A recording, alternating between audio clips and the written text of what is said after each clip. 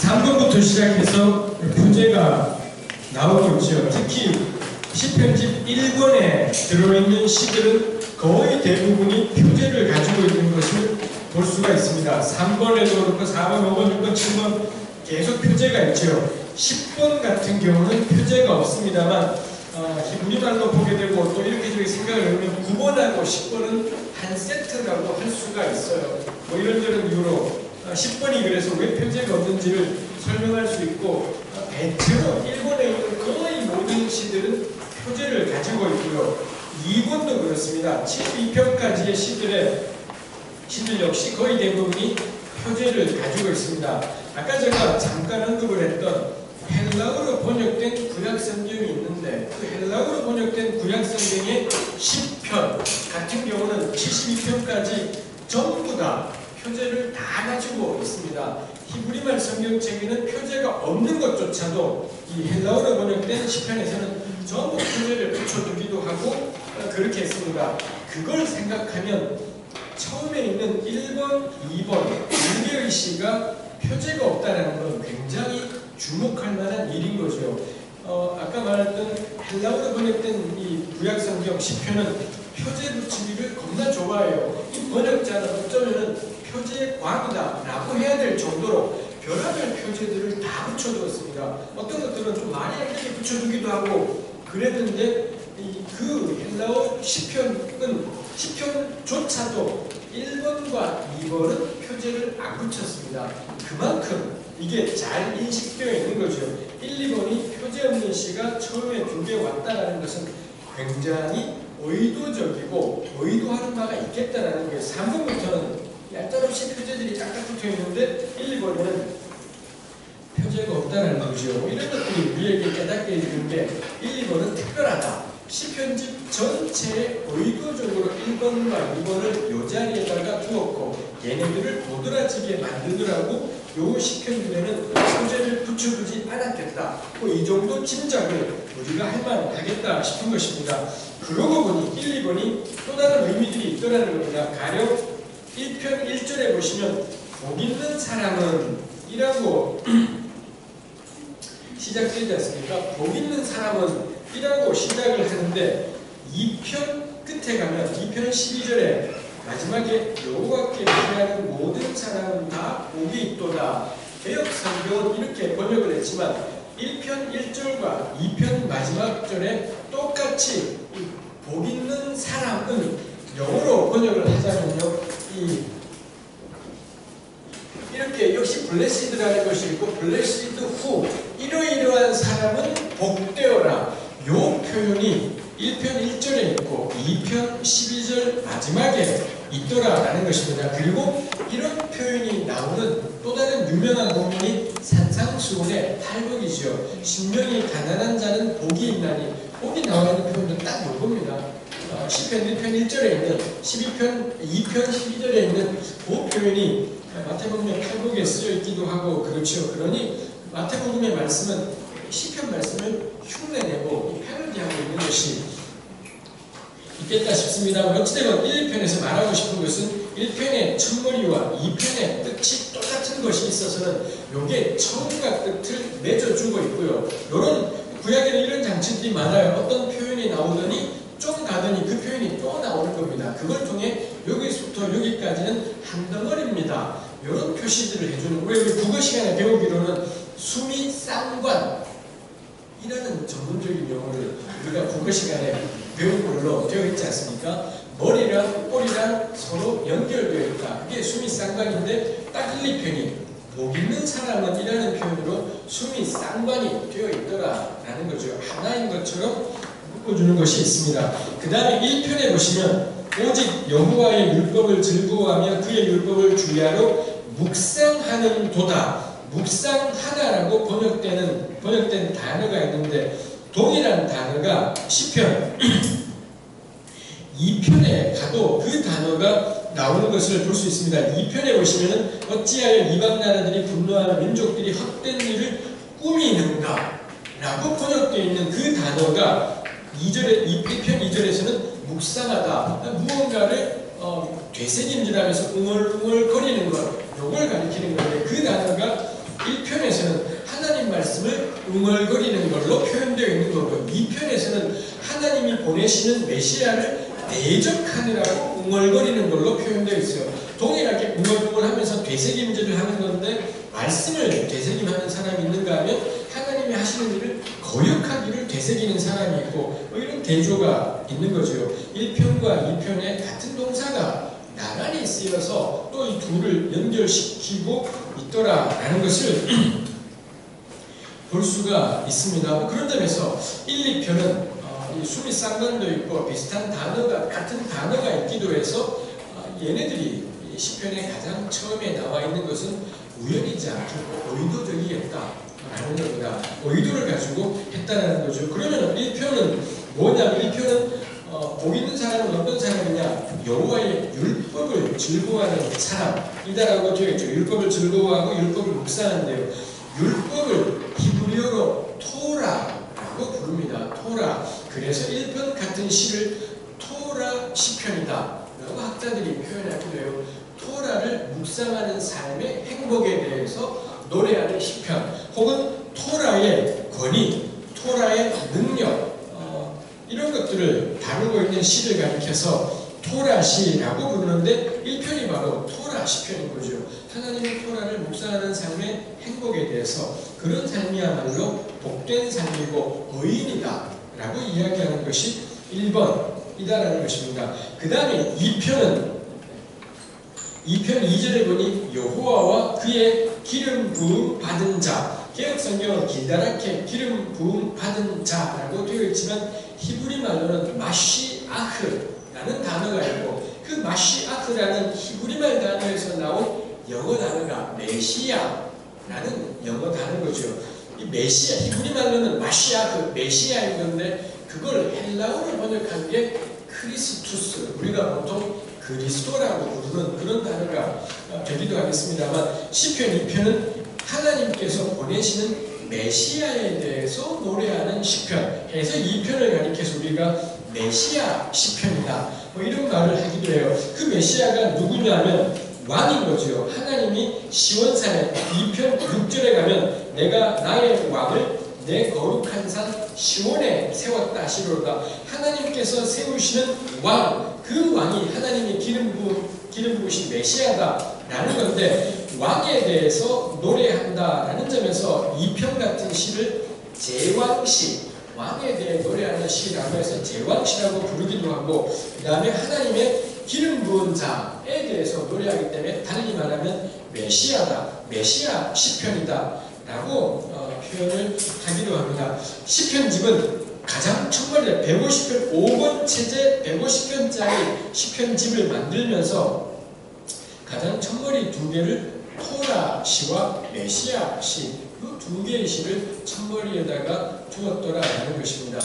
왜 그랬을까요? 모르죠. 성경에는 이유가 나와 있지 않으니 알 길이 없는 것이 있습니다만, 있는 걸 가지고서 짐작을 하는 겁니다. 전체 150개 시 가운데 첫머리에 두 개를 넣었고, 이 두 개는 3번부터 누구나 가지고 있는 표제를 가지고 있지 않아서 1, 2번을 도드라지게 만들어 두었고, 복되도다라는 말씀이 처음과 끝에 와서는 한 덩어리로 묶여있기도 하고, 그런 점에서 1, 2번이 여기 온 건 지극히 의도적인 거고, 그 의도적인 두 개로 하나는 토라, 하나는 메시아라는 겁니다. 그럼 자연스럽게 우리가 할 수 있는 추측이 주전 3세기, 2세기, 1세기 그 예수님 오시기 100년, 200년 전을 살아갔던 사람들이 하나님께 대한 그들의 찬양을 묶었는데, 가장 처음에다가 토라와 메시아를 제시한 겁니다. 그건 그들의 신앙의 기둥이 뭐냐?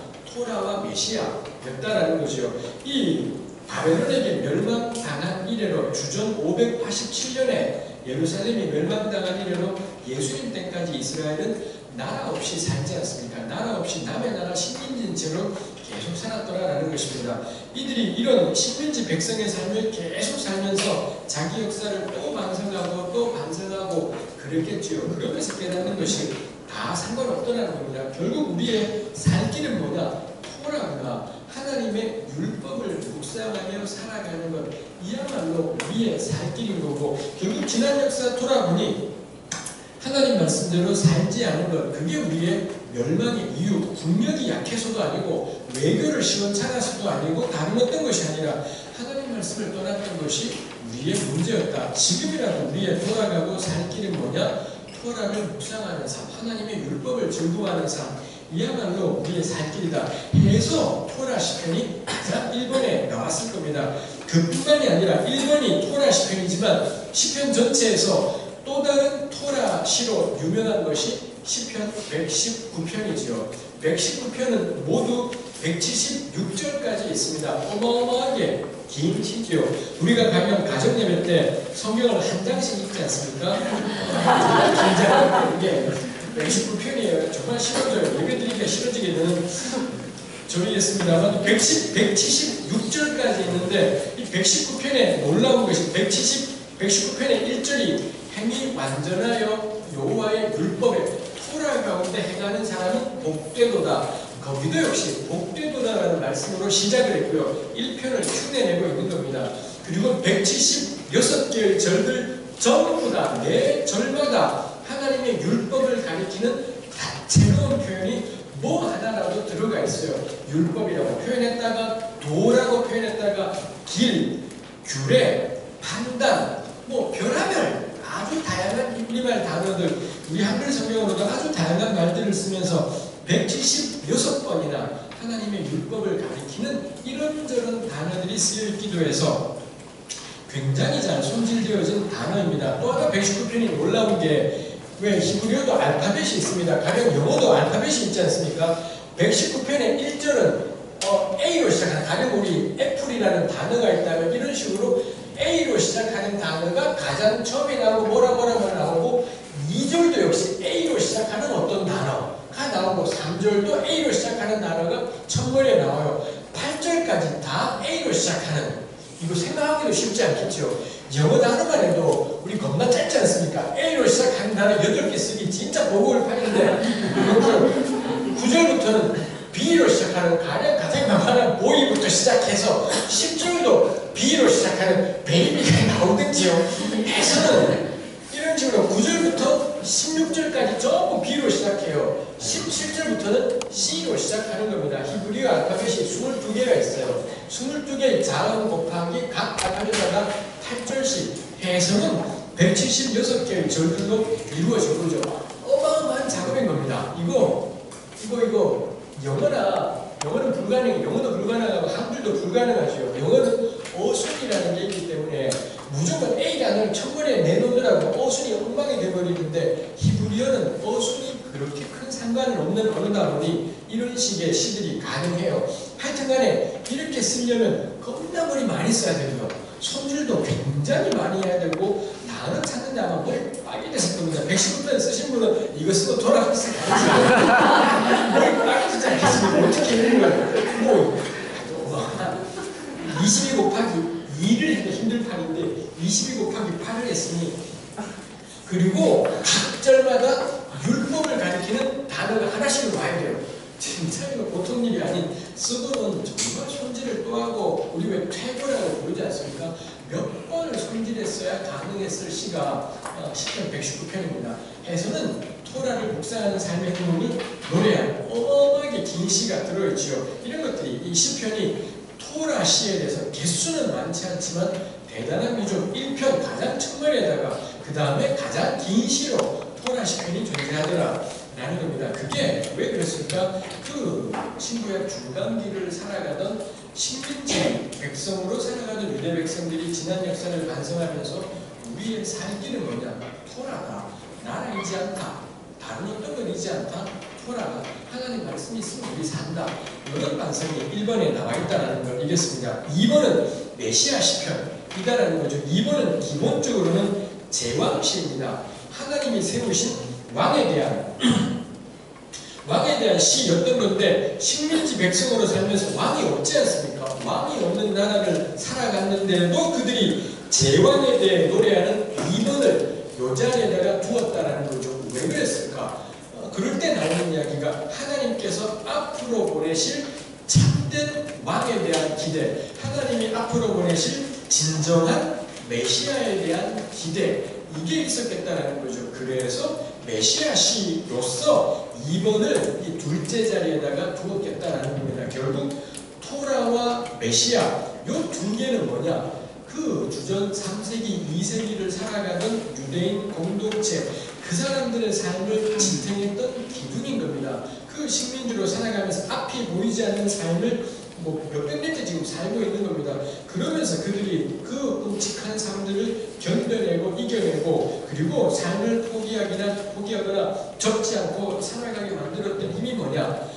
이 말씀 있으면 산다라는 거예요. 토라 있으면, 하나님의 토라 가운데 걸어가면 살 수 있겠다. 그들의 현실을 살아가게 하는 힘이 토라였던 거고요. 그 다음에 토라를 묵상하며 살아가는 삶이 3번부터 탄식이에요. 한 개도 안 쉽더라는 겁니다. 토라 묵상했더니 쭉쭉 풀리느냐? 그렇지 않고 나를 둘러싼 대적이 겁나 많다. 3편이 그렇게 시작하지 않습니까? 그리고 6편 가면은 6편 6절에 가면 내가 탄식함으로 피곤하고 밤마다 눈물로 내 침상을 띄우고 내유를 적신다. 하도 많이 울어서 침대가 눈물바다 속에 둥둥 뜰 정도다. 안 쉬운 겁니다. 삶이라는 게 하나도 쉽지 않고 너무 고통스러운 거죠. 토라 묵상하며 살아가는데 삶이 하나도 쉽지 않은 겁니다. 그때 이들을 지탱하게 만들었던 게 뭔가요? 그날이 온다는 거죠. 그날 하나님이 보내시는 메시아가 오시게 되는 그 날이 있다. 그 날이 오면 역사난다라는 거죠. 그러니 1, 2편은 그 어렵던 시대를 살아가던 사람들이 붙잡았던 두 가지, 하나님의 말씀, 오실 그분에 대한 기대, 이 두 개가 있더라라는 것입니다. 이렇게 1, 2번을 풀어가면은 저는 개인적으로 그랬습니다. 토라에 대한 묵상, 메시아에 대한 기대, 이거를 곰곰이 생각해보니 마치 주전 2세기의 팔레스타인 땅 어디를 살아갔을 신실한 하나님 백성의 모습이 떠오를 것만 같았어요. 매일매일의 삶이 너무 힘들고 괴로운데 그런데도 불구하고 이분이 토라를 붙잡고 살아가요. 당시 주위에 이방인들이 겁나 많은데도 그 다음에 밀려 닥쳐오는 헬레니즘의 물결에 넘어가 버린 사람들도 무지 많은데 이 시편 기자는 토라를 붙잡고 사는 겁니다. 그러고는 자기 삶이 밤마다 눈물로 침대를 띄우는 그런 삶이지만 메시아가 오신다. 딱 떠오르는 게 누가복음에 나오는 그 시므온이나 안나 같은 이런 분들이 떠오르게 되는 것이 있습니다. 그렇게 여호와 신앙을 간직하며 오실 그분에 대한 기대를 가지고 살고 마침내 시므온 같은 경우는 나이가 아주 많았을 때 이 성전에 할례받으러 올라오신 아기 예수를 만나게 되고 그 예수님 안고서는 이 복된 기도를 하고 이런 것들이 있지 않습니까? 그러니 이걸 생각하게 되면 시편 1편은 신구약 중간기를 살아갔던 유대인 공동체를 눈에 보이는 것처럼 떠오르게 만드는 맛이 있더라는 거죠. 떠오르시는지 모르겠습니다만 이거 제가 잘 전달했어야 잘 떠오르는 건데 다 떠올라보이지 않는 느낌이 합니다만 시편이 주는 시편 집의 배열과 편집에 대해서 궁리를 해볼 때 떠오르는 게 뭐냐? 최종 편집자가 살았던 시대의 신학적인 고민과 괴로움, 요게 떠오르는 것이죠.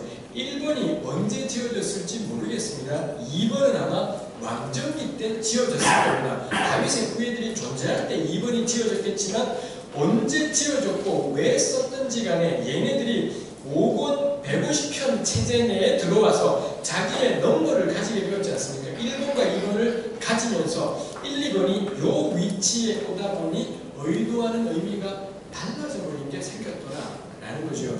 우리 여기 계신 우리 목민교 형제님들도 개인적으로 시편을 읽어보신 적이 있을 겁니다. 근데 이제부터 저는 시편 읽을 때 참 고려할 만한 것이 위치라는 겁니다. 가령 시편 23편 여호와는 나의 목자시니 내가 부족함이 없으리로다. 전 세계 모든 그리스도인이 남녀노소를 막론하고 너무 좋아하는 시이지요. 23편은 그것 자체로도 충분히 은혜로워요. 근데 위치를 신경 쓰는 겁니다. 23번이 아니었으면 어떻게 될까요? 85번이었더라면 어땠을까요? 98번이면 어떠했을까요? 150편이면 어떠했겠습니까? 제가 그때 한번 우리 목민교 형제님들과 말씀 나눌 때 했을지 모르겠습니다만 왜 얼굴이 좀 큰 자매님들이 있지 않습니까? 얼굴이 큰 자매님들이 얼굴을 작게 만드는 제일 좋은 방법이 겁나 돈 많이 드는 것이 완전히 앞을 바꿔버리는 것이 있을 거고요. 완전히 병원에 가서 윤곽을 뜯어고쳐버리는 것이 있겠고 가장 돈 안 드는 방법이 얼굴이 진짜 큰 자매님 곁에 가는 거죠. 그러면 나의 그 큰 얼굴이 반쪽이 되어버리는 효과가 생기지 않습니까? 사람의 얼굴은 절대적이지 않습니다. 그래서 왜 자매님들은 사진 찍을 때 앞에 있냐 뒤에 주인을 굉장히 신경 써요. 형제들은 신경 안 쓰고 막 찍어요. 그 와중에 신경 쓰는 형제들도 있긴 합니다만 하여튼 대부분은 그냥 찍지만 자매들은 앞에 나오는 걸 굉장히 주저하지 않습니까? 앞에 누가 나와버리면 그 자매는 달덩이가 되는 거고 뒤에는 전부 다 반쪽으로 나오고 뭐 이렇게 되는 거죠. 사람의 얼굴은 절대적인 크기라는 게 없고 상대적인 것, 절대적인 크기도 있긴 하겠습니다. 그냥 객관적으로 큰 사람도 있겠지만 객관적으로 요만한 사람도 있겠지만 대부분은 상대적이다 라는 겁니다. 제가 나누는 것이 얼굴이 아니라 23번이 주변에 뭐가 있느냐에 따라서 23번의 느낌이 다르다라는 거예요. 그 23번 여호와는 나의 목자시니 내가 부족한 것이 없어야 그리고는 그가 나를 쉴만한 물가로 푸른 초장으로 인도하시는구만. 이 겁나 목적이고 마음 따뜻하고 우리 교회들마다 있었던 서양 현대인이 수염 이만큼 기른 채로 양 한 마리 안고 있는 뭐 이런 그림들 있지 않습니까? 딱 그런 그림들을 떠올리게 되는 것이 있지만 문제는 23번의 바로 앞에 22번이 있습니다. 22번 그 유명한 나의 하나님 어찌하여 나를 버리셨나이까 엘리 엘리 라마 사박단이로 시작되는 그 시가 222편에 있고요. 22편 내려가면 나는 벌레요 사람이 아니라 이런 고백을 시편 기자가 해요. 자기 삶이 얼마나 괴롭고 찌들고 힘들었던지 나는 벌레구나. 내 인생 버러지같이 사는구나. 그리고 사람들이 다 비웃어요. 너 그렇게 하나님 의지한다더니 하나님이 너 대번에 건져주시겠네? 막 비웃는 것이요. 이런 기도들이 전부 십자가상에서 예수께서 겪으셨던 말들인 겁니다. 그래서 22편은 예수님을 가리키는 건데 22편이 이 탄식시의 아주 대표적인 너무 고통스러운 삶 속에 오직 하나님만을 구하고 있고 이 시편 기자는 상황이 하나도 바뀐 게 없는데 22편 끝에 가면 하나님의 구원을 믿으면서 찬송하는 것을 볼 수가 있습니다. 상황은 바뀐 게 없는데 이거 의미가 있어요. 탄식시에 모든 탄식시들은 끝에 가면 찬양이 나와요. 감사와 찬양이 나오는데 이 찬양은 시편 연구자들이 하나같이 말하는 거지만 상황은 바뀐 것이 없는데 하나님이 주실 구원을 미리 확신하면서 고백하는 찬양이다. 뭐 이렇게 정리들을 했습니다.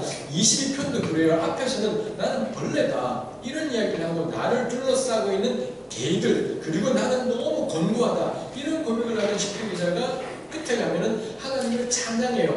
그러고는 나오는 게 23편 여호와는 나의 목자신인 거고요. 그러다 볼 때 23편의 중간쯤 가면 내가 사망의 음침한 골짜기를 걸을지라도 해받을 것을 두려워하지 않으면 주께서 나와 함께 하심이라 있지 않습니까?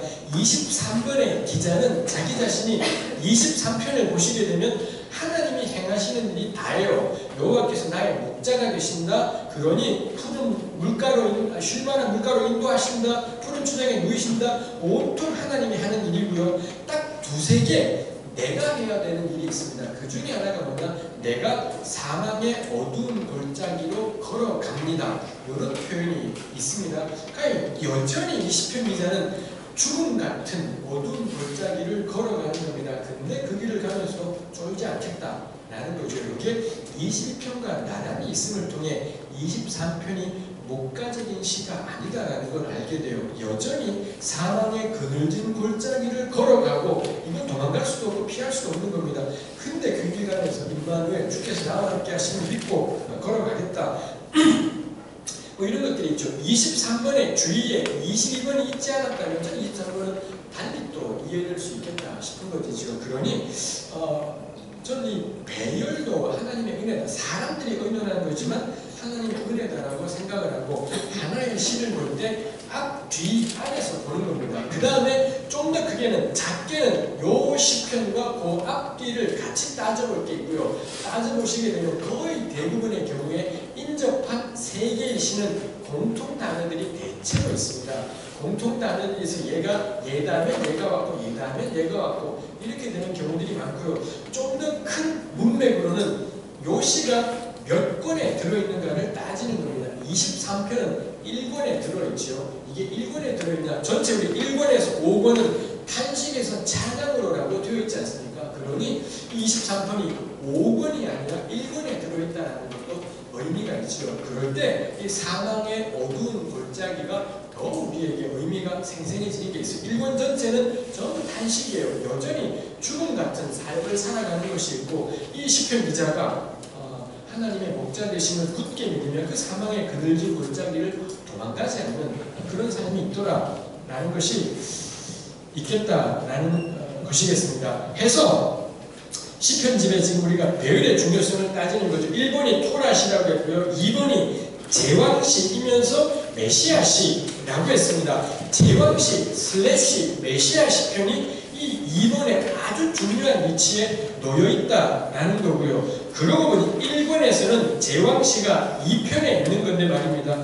그럼 2권에서는 어떻게 되었을까 할 때 2권의 가장 마지막에 있는 시가 시편 72편입니다. 한번 보시겠습니까?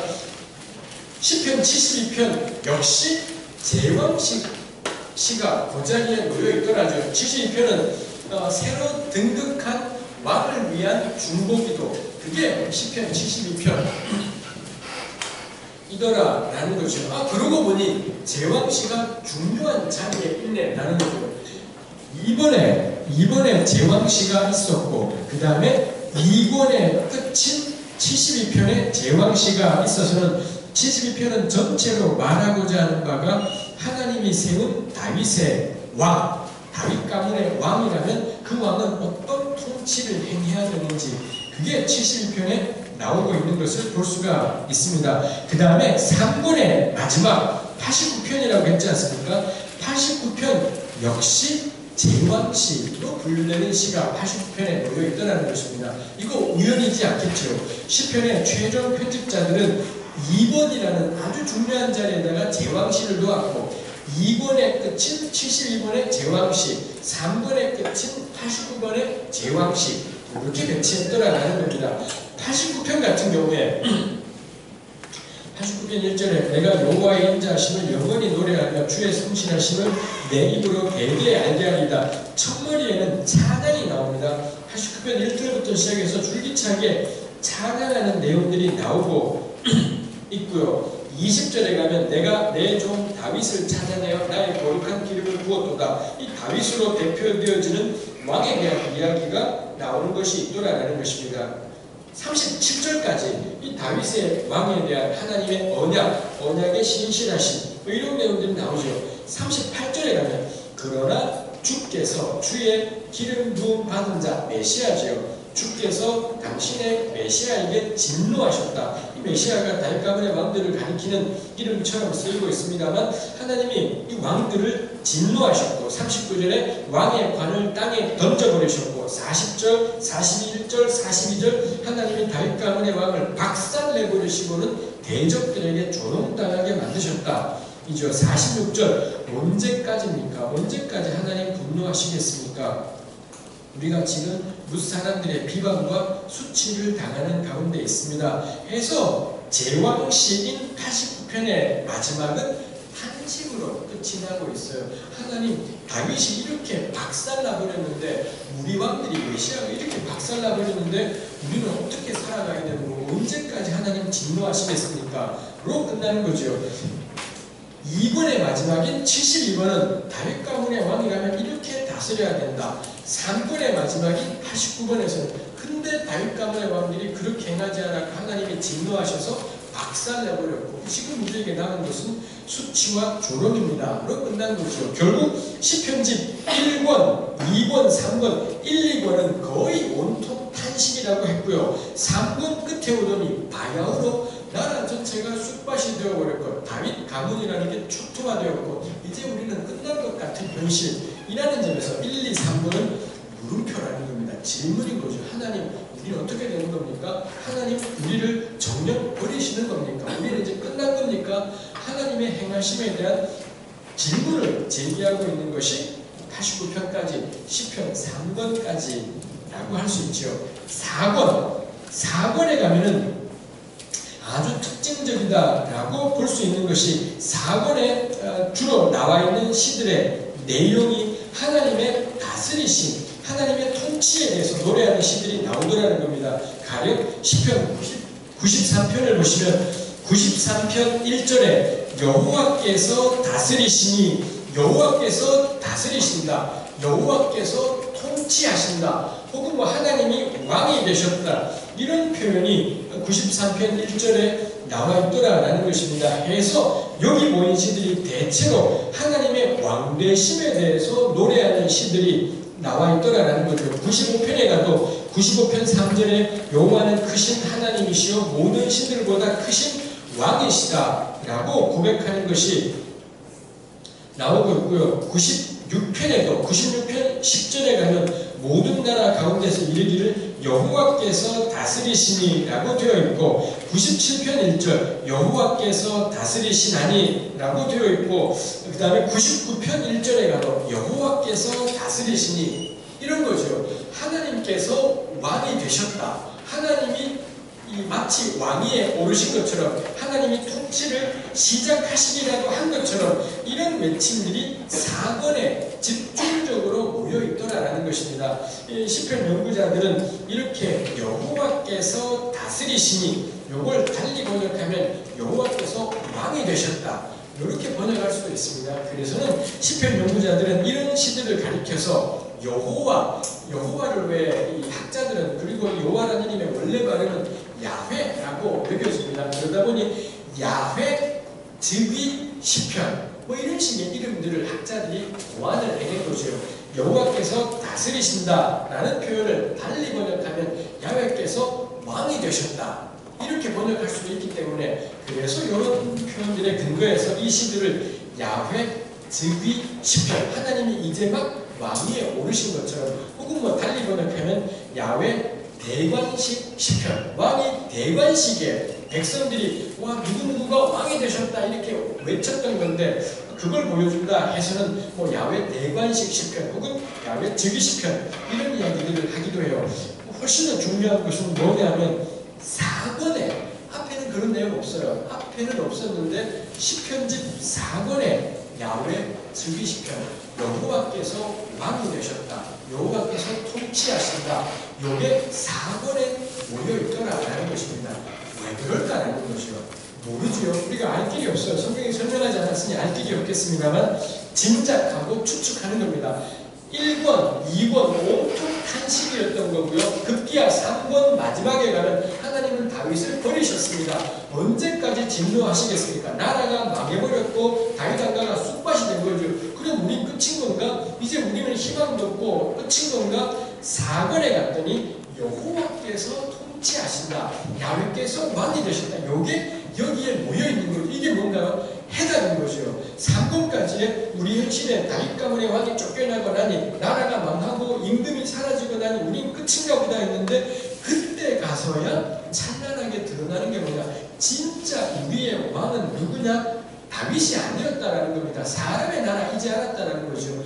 여호와만이 우리의 왕이 되시고 하나님만이 우리의 진정한 통치자이시다, 그게 명백하게 드러나게 되는 거고, 4권은 그 답을 3권까지의 질문에다가 주고 있더라는 거죠. 그 전에 다윗이 다스렸지만, 그때조차도 실제로는 뭐냐, 다윗이 다스렸지만 정말 초점은 하나님이 왕이시다 였다라는 겁니다. 근데 사람들은 다윗이 유별난 줄 아는 거고 다윗이 대단한 줄 아는 거지만, 다윗의 통치로 표현되고 있는 바 진짜 핵심은 하나님의 통치 혹은 하나님의 나라였다라는 거죠. 그래서 시편집 4권은 다른 거죠. 시편집 3권까지가 하나님께서 버린 것 같은 다윗 가문의 몰락, 나라의 몰락 앞에 어쩔 줄 몰라하는 하나님 백성들의 고통 섞인 부르짖음인 거고요. 시편집 4권은 여호와께서 통치하신다, 하나님의 통치야말로 우리의 나아갈 길이고 방향이다 라는 걸 보여준 것이겠습니다. 4권이 그런 거고요. 그럼 나머지 5권은 뭐겠습니까? 그러니 5권 전체는 한마디로 말하면 뭐냐, 할렐루야가 나오는 겁니다. 할렐루야 시편이 5권에 잔뜩 모여있기도 해요. 할렐루야라는 단어가 5권에 가면 압도적으로 많이 나오기도 하고, 그게 그림인 거죠. 시편집 전체가 탄식에서 찬양으로 간다라고 했지만, 자세히 들여다보니 1권, 2권, 3권이 말하고자 하는 바가 탄식, 3권의 마지막에는 제왕시인데, 그 제왕이 버림받은, 나라가 끝장나버린 현실, 우리는 어떻게 해야 할 것인가? 4권 여호와께서 통치하시니, 5권 할렐루야 되겠다는 것입니다. 그런 점에서 시편집은 이 이 신구약 중간기 그 어둡고 캄캄하던 시기를 살아가는 사람들이 깨달은 거죠. 나라가 망하고 나니까 진짜 우리 왕이 누군지를 깨달은 겁니다. 우리는 인간 나라가 아니라 인간의 왕이 없어서 나온 것이 아니라 여호와를 버린 것이었구나. 우리가 다윗의 왕들을 의지하면서 왕정을 의지하면서 실제로는 하나님을 버린 것이었고 다윗이 없어져도 하나님의 나라는 망하지가 않는 거죠. 이게 깨지고 나니 예루살렘 성전이 깨지고 다윗의 나라가 깨지고 나니 하나님이야말로 우리의 왕이시다. 하나님 나라라는 게 뚜렷하게 드러나요. 구약에는 하나님의 나라, 더 킹덤 오브 갓이라는 표현은 한 번도 나오지 않습니다. 그런데 방금 우리 본 것처럼 여호와께서 다스리신다, 여호와께서 통치하신다, 이런 표현들은 여러 번 나오는 거죠. 이런 표현들이 언제 나오느냐? 바벨론 포로 이후에 나라가 망하고 나니까 그때 가서야 하나님의 나라가 핵심인 거구나, 하나님의 통치가 핵심인 거구나 이렇게 깨닫게 되고요. 그래서 이런 연장선상에서 세례 요한과 예수님의 첫 외침이 때가 찼고 하나님의 나라가, 하나님의 통치가 임박하였다. 그러니 회개하고 복음을 믿어라 라는 거죠. 그럴 때 그 회개는 뭐겠습니까? 하나님 제가 어제도 음란한 생각에서 그만 됐다라는 거죠. 그리고 그만 좀 회개하라. 맨날 회개해보세요. 바뀌는가? 바뀔 수도 있겠고 제가 바뀌었다는 것이 아니라 바뀌지 않습니다. 하여튼간 이건 중요한 것이 않습니다. 그런 걸 그만 좀 괴로워할까? 하나님 제가 어제 거짓말 해라, 마음대로 해라. 거짓말 하든지 말든지 마음대로 해라. 그런 걸 좀 그만 좀 회개해라 라는 거. 그거 한 번 회개했으면 됐다. 그 다음에는 또 거짓말 하라는 것이 아니라 다시 회개하지 말자라는 것도 아니고 요는 그런 거죠. 회개라는 건 그런 거 되지 않은 겁니다. 하나님의 통치가 내 삶의 핵심인 것을 잊어버린 것, 그걸 회개하는 겁니다. 내가 하나님이 나의 왕인데 엉뚱한 것들을 왕으로 모시고 산 것, 그게 우리의 회개할 일인 거고, 복음을 믿는다는 것, 이 땅에 임하는 하나님 나라가 있는 거구나, 하나님께서 이 땅에 역사하셔서 다스리시겠구나, 이걸로 돌아가는 것이 회개하고 복음을 믿는 거지. 하나님 제가 지금까지 겁나 지저분한 생각 많이 했고 했는데 이제부터 회개하고 예수님의 보혈을 의지해서 용서받고 믿음으로 살래요. 이건 신앙, 이건 우리 기독교 신앙을 진짜 좁게 만들어버린, 지하가린 종교로 만들어버린 그런 것이죠. 진짜 방향은 하나님 나라로의 회복, 하나님의 통치로의 회복, 예루살렘 멸망을 통해 찬란하게 드러나게 된 것이 겉으로 세워진 어마어마한 게 박살나고 나니까 진짜 우리 알맹이는 뭐였나?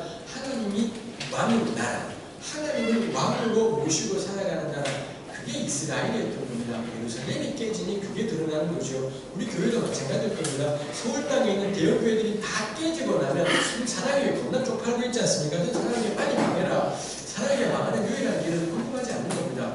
너무 안타깝게도 사랑의 교회 지금 오지랖 깔 때가 아닌 거군요. 서울에 있는 대형 교회들이 다 망하고 나면 깨달을 겁니다. 겁나 건물 큰 교회들이 망하고 나면 진짜 우리의 핵심은 교회당 따위도 아니고 건물 따위가 아니라 하나님이 왕인 백성들, 직장에 어떤 현실을 가든, 삶의 어떤 현실을 가든, 대한민국의 어떤 역사 안에서도 하나님이 우리의 왕이심을 고백하며 역사를 바라보고 직장을 바라보고, 이게 교회인 겁니다. 건물 따위가 교회인 것이 아니라 이런 하나님의 통치 가운데 살아가는 사람들이 나타난다면 그게 하나님의 나라이죠. 절대로 교회가 커지는 것이, 교회 건물이 커지는 것이 하나님의 나라이지 않지요. 근데 건물이 있는 한은 이거 깨닫기 어려워요. 쪽수가 있는 한은 끝까지 이거 깨닫기 어렵고 계속 교회 울타리가 되어버리는 것이 있겠습니다. 이스라엘은 그랬다는 겁니다. 예루살렘이 깨지고 나니 3권까지의 탄식이 극에 달하고 나니 4권의 답, 야훼께서 통치하신다. 그래서 5권의 할렐루야로 이어져 가는 것들이 있더라라는 것입니다. 해설이가 시편집 전체의 편집과 배열, 그리고 시편집 전체가 가지고 있는 신학적 방향에 대해서 대략적으로 살펴본 것인 거겠습니다. 이제 남은 시간 동안에 하고 싶은 것은 그 가운데 대표적인 시들을 한두 개 정도만 살펴보는 걸로 마무리하려고 합니다. 시편집에 압도적으로 많이 나타나는 시가 3분의 1을 차지하는 것이 탄식시라고 했지 않습니까? 그러니 탄식에 대해서 우리가 생각해 볼 일이겠다 싶고요. 또 하나는 이 다윗 가문의 왕, 제왕, 왕에 대해서 메시아에 대한 이죠. 나라가 망했고 왕이 사라지지 않습니까? 그런데도 시편집에는 왕에 대한 노래들이 군데군데 시편 2번이라든지 72번, 89편 아주 중요한 자리에 이 왕에 대해 노래하는 시들이 나왔다는 점에서 이제 더 이상 그 왕은 단순한 인간의 왕인 것이 아니라 하나님의 통치를 이 땅 가운데 임하게 하는 그런 왕이구나 라는 걸 깨닫게 되어 그리고 그 왕이야말로 이 땅에 오신 그 예수 그리스도를 통해 드러나게 된다라고 말할 수가 있겠습니다. 우리 시편 72편을 다시 한번 보면 좋겠습니다. 72편을 제왕시의 대표적인 것의 하나로 보려고 하고요. 그 다음에 탄식과 유관한 대표적인 것으로 바로 이어져 있는 73번을 보려고 생각합니다. 72번 1절, 2절, 3절까지 우리 같이 한번 읽고 보면 좋겠습니다. 시편 72편 1절부터 3절까지 읽겠습니다. 표제부터 우리가 같이 읽으면 좋겠습니다. 함께 읽읍시다.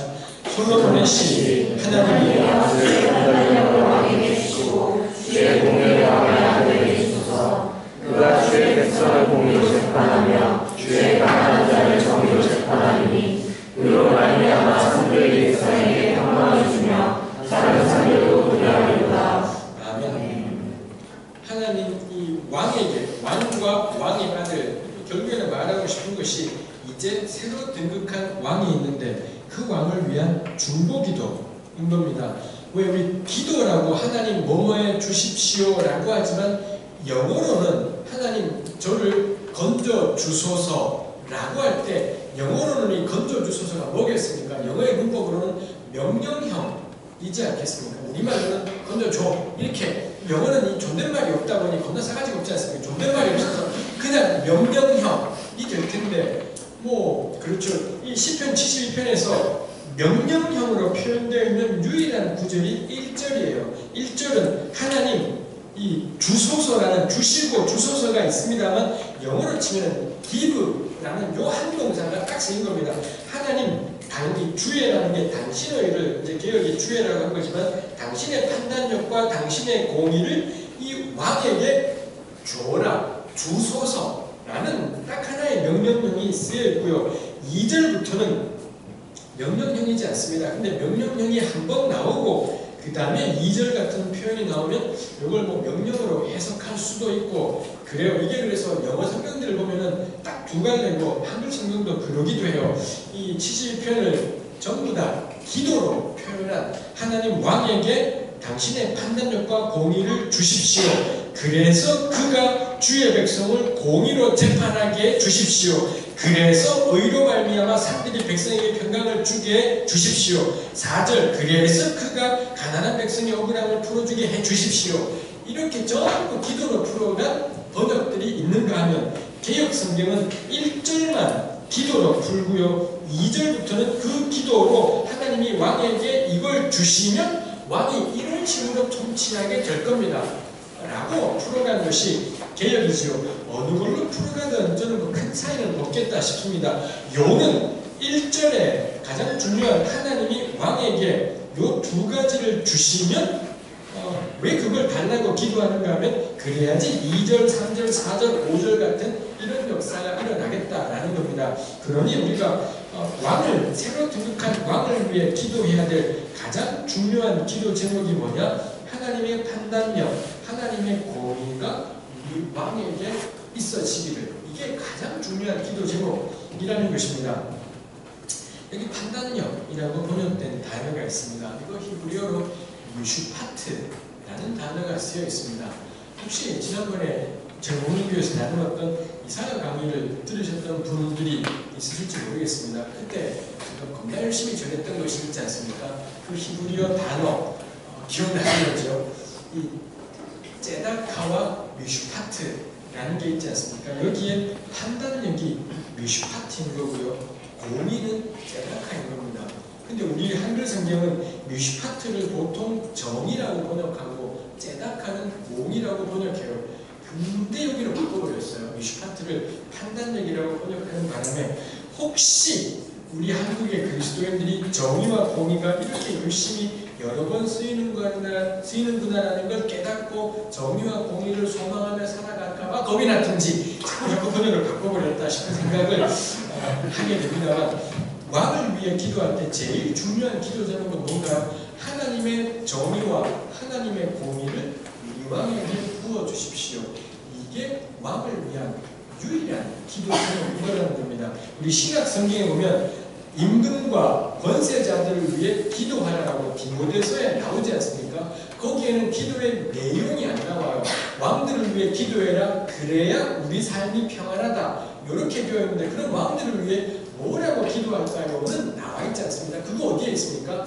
바울이 보던 유일한 성경책인 구약에서 시편 71편 1절에 보면 왕들을 위해 이 기도해라라고 명확하게 나와 있다라는 거죠. 당연히 디모데서에 있는 임금과 귀족들을 위해 중보하라 라는 그 구절은 시편 71편 1절로 관주가 되어야 되겠다라는 거죠. 특히 72편은 2권의 끝에 있다라는 겁니다. 시편 1, 2번이 특별한데 1번은 토라, 2번은 제왕시인 메시아시인 거고요. 그 제왕시가 2권 끝인 72번에 있다라는 점에서 72번은 굉장히 중요한 자리였겠다라는 것입니다.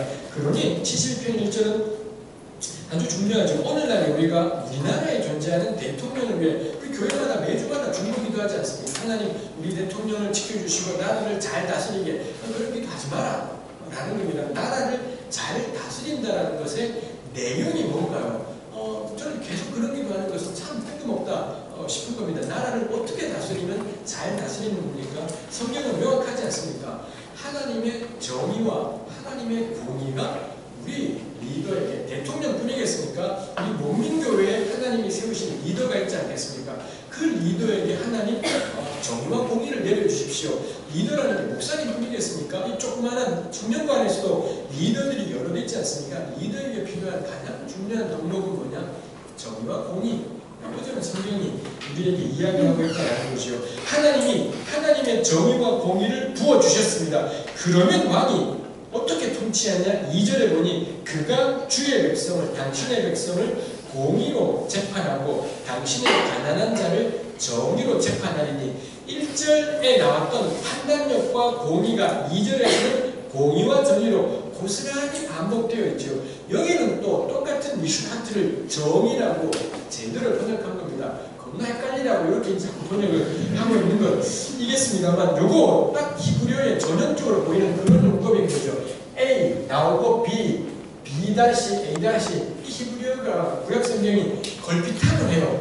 이 처음과 끝에 같은 단어, 가운데 두 개를 같은 단어, 이 문학적인 작업이겠습니다만, 하나님이 하나님의 정의와 공의를 왕에게 부어주시면 이 왕이 하나님의 백성들을 공의와 정의로 통치하게 될 거다라는 겁니다. 왕이 이런 식으로 통치했더니 어떤 일이 일어납니까? 3절 의로 말미암아, 이거 또 제나카라는 공의라는 그 단어가 쓰인 겁니다. 그 공의로 말미암아 산들이 백성에게 평강, 샬롬이라는 히브리말 단어가 쓰인 거죠. 그때 일어나는 게 뭐냐? 샬롬, 평화가 온 땅에 임하게 돼요. 평화를 추구하면 평화는 오지 않아요. 공의를 행하면 평화가 오는 겁니다. 근데 공의를 추구하지 않는 채 평화롭기를 원해요. 그건 거짓말입니다. 누군가의 피눈을 위해 서게 되는, 자꾸 세월의 문제를 계속 끄집어내면 불편하잖아요. 그럼 평화롭지가 않습니다. 이제 좀 조용히 있고 살고 싶은데 어딘가에서 계속 그 문제를 꺼내면 너무 번거롭고 짜증나고 귀찮아져요. 그래서는 이제 좀 잊고 살고 싶다, 샬롬을 누리며 살고 싶은 건데, 이 샬롬은 거짓말이다 라는 거죠. 진짜 샬롬은 반드시 공의의 열매입니다. 정의와 공의의 삶의 열매로 오는 샬롬이 진짜인 거지, 이게 안 됐는데 샬롬이 왔다, 피눈물에 기반한 샬롬이다라는 겁니다. 비극은 그리스도인들이 거짓 평화에 너무 잘 속는다라는 거예요. 너무 잘 속아서 걸핏하면 이제 조금만 덮자, 덮어버리고 평화롭게 지내자, 이건 평화이지 않겠다 이지요. 4절 왕이 어떤 식으로 정의와 공의가 임하게 되면 2절에 보면 정의와 공의로 재판한다라고 했는데, 그걸 4절은 이렇게 표현했지요. 그가 가난한 백성의 억울함 풀어주고 궁핍한 자의 자손 구원하고 압박하는 자는 꺾는다. 세 가지 사역을 하는데 처음 두 개는 회복시키고 마지막 하나는 꺾어버리기지 않습니까? 가난한 사람과 궁핍한 사람의 억울함은 풀어주고 이게 정의와 공의가 임한 리더가 하는 사역의 내용이더라라는 것입니다. 가난한 백성의 억울함 풀어주기, 이게 하나님의 정의와 공의가 임한 왕의 특징이지요. 강남에 경기고등학교나 서울고등학교 얘네들이 배 타고 제주도 갈 일은 없을 겁니다. 그랬다 한번 쳐보자라는 거죠. 만일 거기 아이들이, 경기고 아이들이 배 타고 가다가 이런 난리가 났습니다. 어떻게 됐겠습니까? 저는 아마 거의 100% 확실할 겁니다. 99% 구조될 겁니다. 온 나라가 난리법석을 떨면서 온 국민이 일주일 동안에 아이들이 전부 죽어가는 걸 지켜보게 되는 세상, 절대로 이런 일은 일어나지 않았겠다 싶은 겁니다. 목민교회는 글쎄요, 위치가 전에 가봤었습니다만 강남구 양천구의 목동에 있는 어떤 학교가 수학여행 가다 이렇게 되었다, 난리가 났을 겁니다. 목동에 있는 고등학교에 학부모나 친척 가운데는 국회의원이 몇 명씩은 있을 거고요, 장관이 몇 명씩은 있겠죠. 너무 특이하게도 단원구에 죽은 아이들 친척 가운데 국회의원이 한 명도 없어요. 장관도 한 명도 없고요. 진짜 가난한 동네 아이들인 거죠. 그러니 온 나라가 지켜만 봐요. 해금도 뱅뱅 돌고 지켜만 받고, 이 박자명은 뭐 아무한 것도 없이 그냥 청와대 대통령을 꼬만 지내고 이렇게 살았지 않습니까? 이제 그 사람 대통령이지 않다. 하나님이 세운 대통령일 텐데 하나님의 뜻을 너무 거역하고 있는 거죠. 여기 나오잖아요. 가난한 백성의 억울함 풀어줘라, 압박자는 꺾어라. 인데 이게 하나님이 세운 사람의 특징이겠다 싶은 것입니다. 이렇게 통치하면 어떤 일이 있습니까? 5절, 그들이 해가 있을 동안에 주를 두려워하고 달이 있을 동안에도 그러한다. 5절에 나오는 그들은 누굴까요? 3인칭 복수가 나왔지 않습니까? 4절에는 그가 3인칭 단수는 왕을 가리키는데 5절은 3인칭 복수가 있다. 당연히 그러면 4절에 있던 가난한 백성, 궁핍한 자, 그리고 압박하는 자일 겁니다. 왕이 가난한 자는 회복시키고 압제자는 꺾어버리는 겁니다. 그러면은 이 세 집단이 하나님을 경외하게 돼요. 압박자를 꺾는 게 그 인간들을 미워서 꺾는 건 있지 않습니다. 억압하고 압제하는 세력은 뒤지게 패는 겁니다. 그러면 이 사람들이 하나님을 두려워하게 돼요. 하나님을 경외하게 되는 그런 역사가 일어난다는 것이죠. 6절, 그는 다시 왕이죠. 뱀풀 위에 내리는 비같이.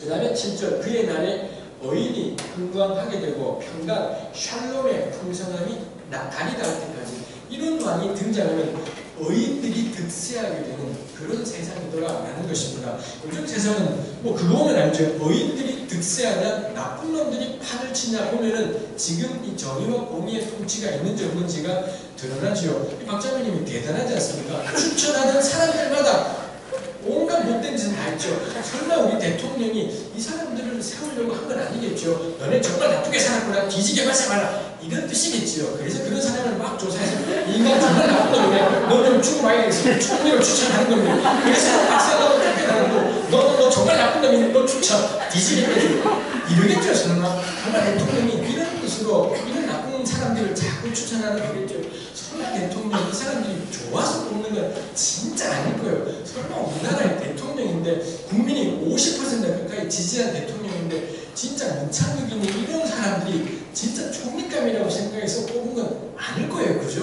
우리 대통령이 그런 사람이 아닐 것 같긴 해요. 정말 뜻이 있긴 합니다만 하여튼 간에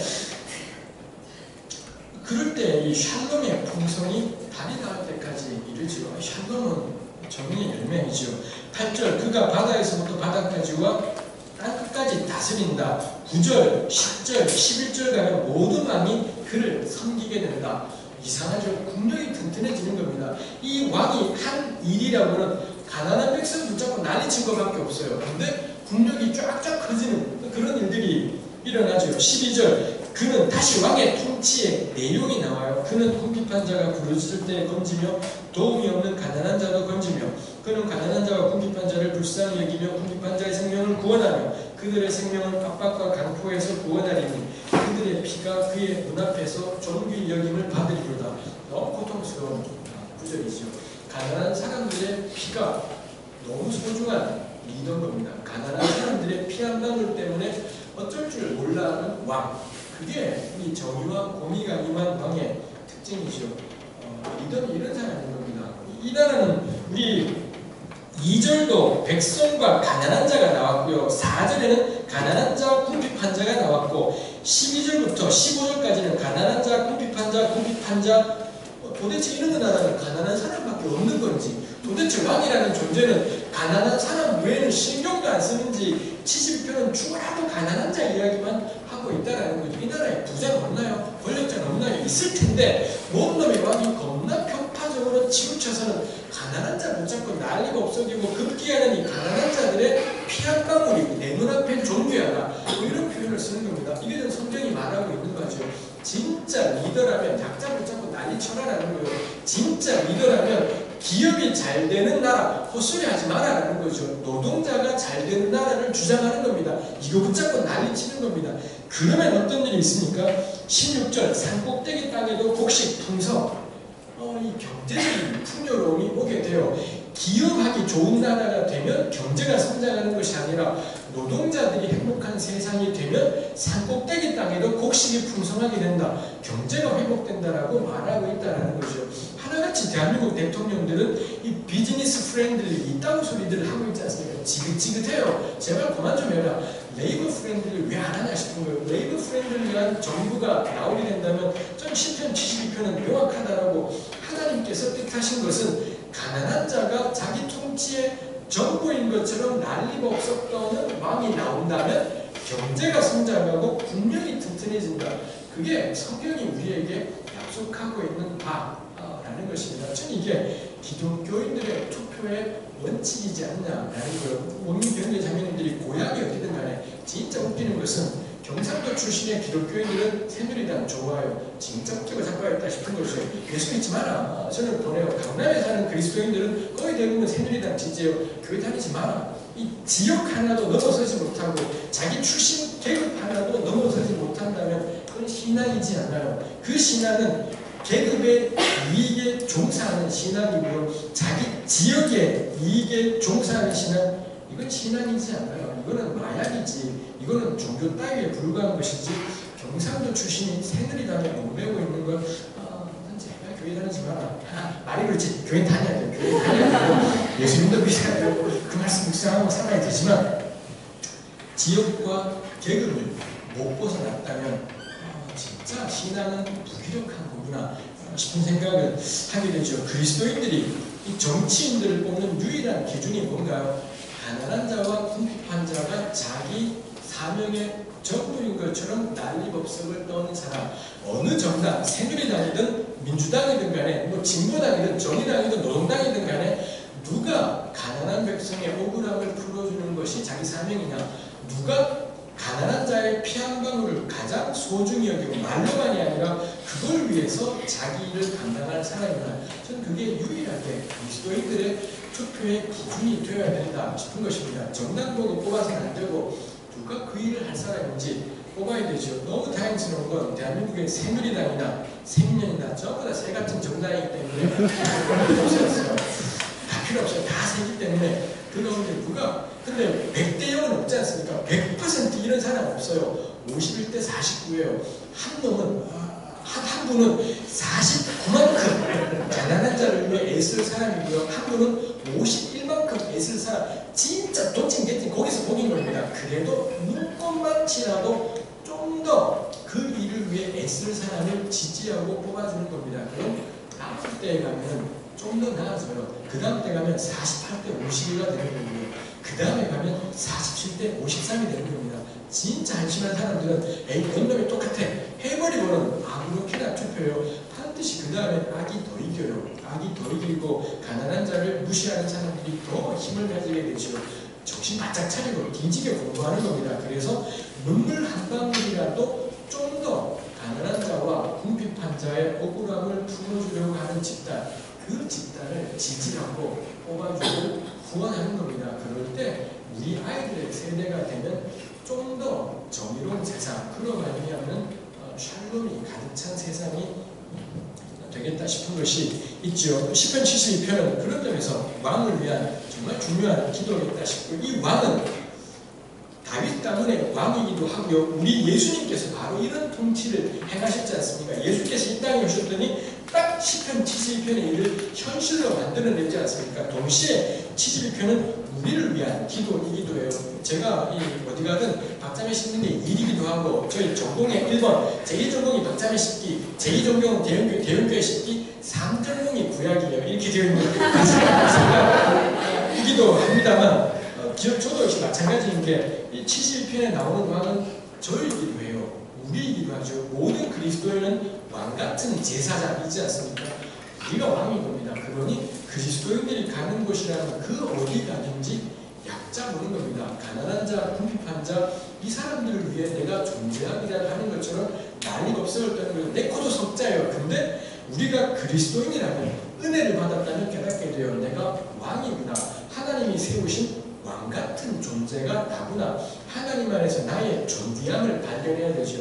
자기의 존귀함을 모르는 사람들은 절대로 남을 도울 수가 없습니다. 자기의 존귀함을 모를 때 우리들 가운데 자존감이 너무 낮은 사람도 많고, 자기 존귀함을 몰라요. 이런 그리스도인들의 특징이 다른 사람 부탁을 거절을 못해요. 남이 뭐 부탁하면 전부 다 들어줘요.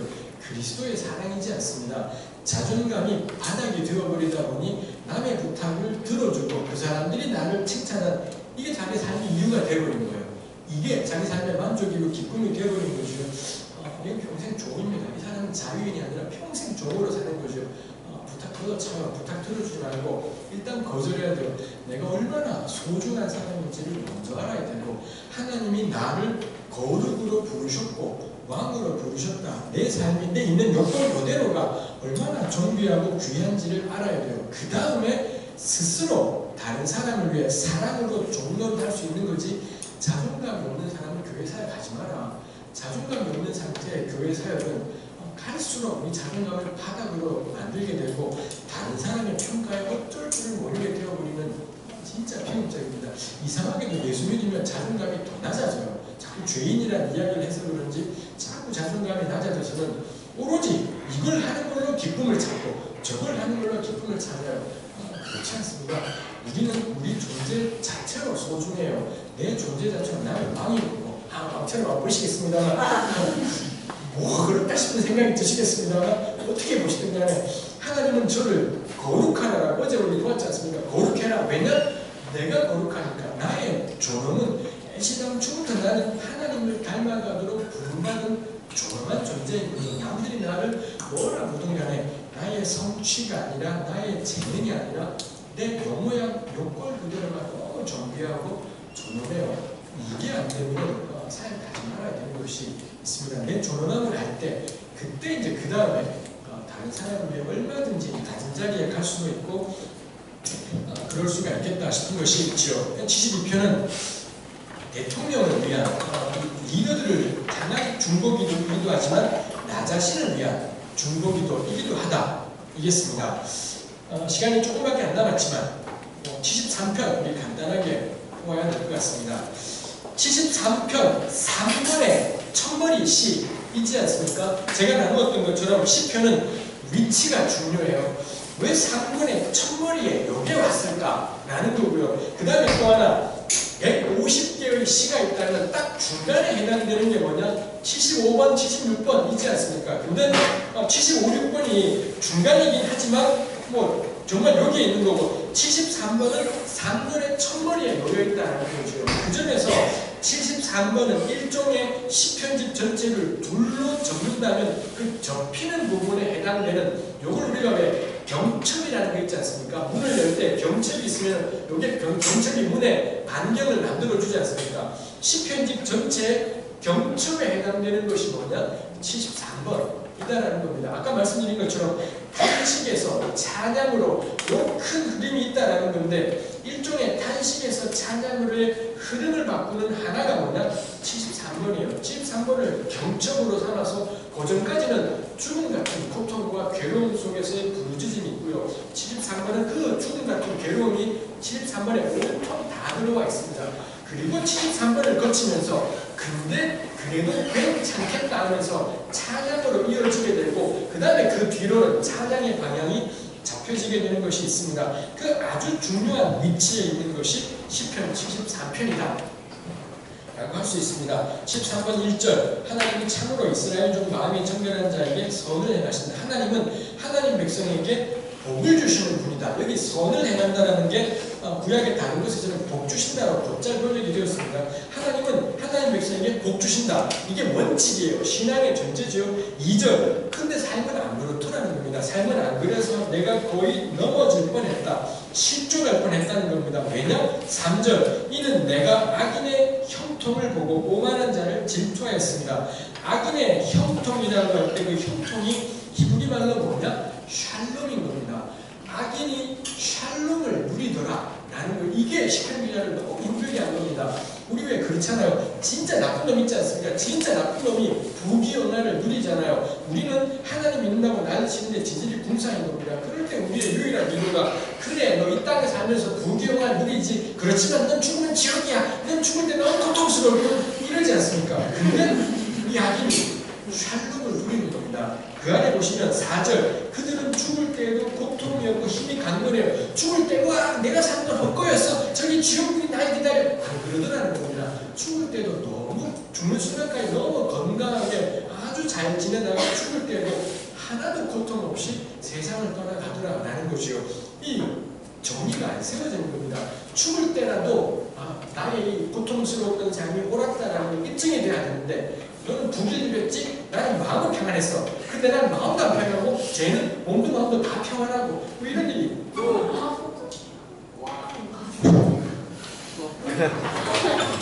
이런 일이 생긴 거죠.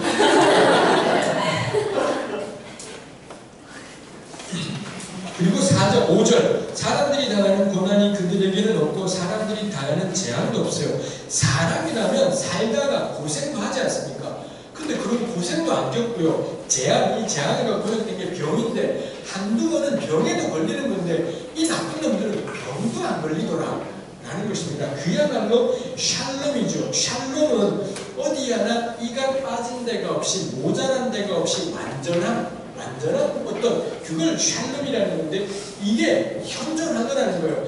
악인의 샬롬은 형용 모순이에요. 동그란 사각형처럼 말이 안 되는 건데 시편 기자가 목격하는 거죠. 악인인데 뭐 하나 모자란 데 없는 평안을 누리더라.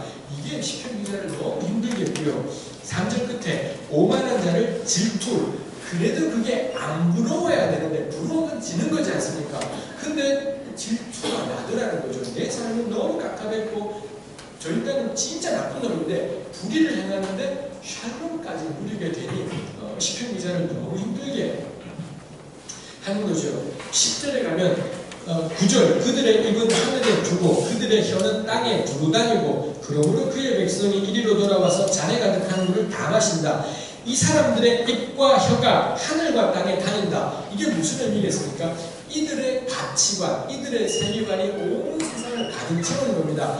나처럼 살면 된다는 거죠. 나처럼 사는 게 진짜 사는 거지 다 필요 없다. 그리고 실제로 이 사람들은 악인이면서 권세와 부귀를 누리면서 샬롬까지 있더라는 것이요. 이들의 가치관이 온 땅을 가득 채우는 겁니다. 이긴 놈이 정인 거예요. 정의가 이긴다는 헛소리인 거고 이긴 놈이 정의인 거고 모르고 서울만 가면 되는 거고 뭐 이런 가치관들이 가득 차지요. 그러고는 그렇지 못한 사람들, 제가 지나가 버렸습니다만 8절에 보면 그들은 능욕하며 악하게 말하며 높은 데서 거만하게 말한다. 그렇지 못한 사람들을 짓밟고 무시하고 비웃는 겁니다. 너네 그런 식으로 궁상 떨며 사는데 결과가 뭔데? 자기는 뭐냐? 이렇게 평안함들을 누린다라는 거죠. 우리가 이런 것들을 흔히 사회적인 진화론이라고 불러요. 결국 적자 생존이라는 겁니다. 적자 생존인 거고 약육강식인 거고 살아남은 거고 뭘 정의가 어떻고 저떻고 하는데 지질이 궁상으로 살고 자기네는 멋대로 살아가는데 승리하고 번영하고 샬롬 몸과 마음의 평안을 누리더라 라는 그런 일이 있죠. 그러자 10절 그의 백성 하나님의 백성이 이 잔에 가득한 물을 다 마시더라. 이게 의미하는 바가 그 악인의 가치관, 악인의 세계관을 하나님 백성들조차도 결국에는 다 따라가더라 라는 것이죠. 이건 딱 우리 교회에 일어나는 일이지 않습니까? 우리 교회는 이 사회적인 진화론, 약육강식, 적자 생존, 경쟁 가득한 세상에 대해서 교회는 붙어 싸우지 않아. 이걸 인정해버리고 그 대신에 이 적자 생존하기 위해서 필요한 게 뭐냐?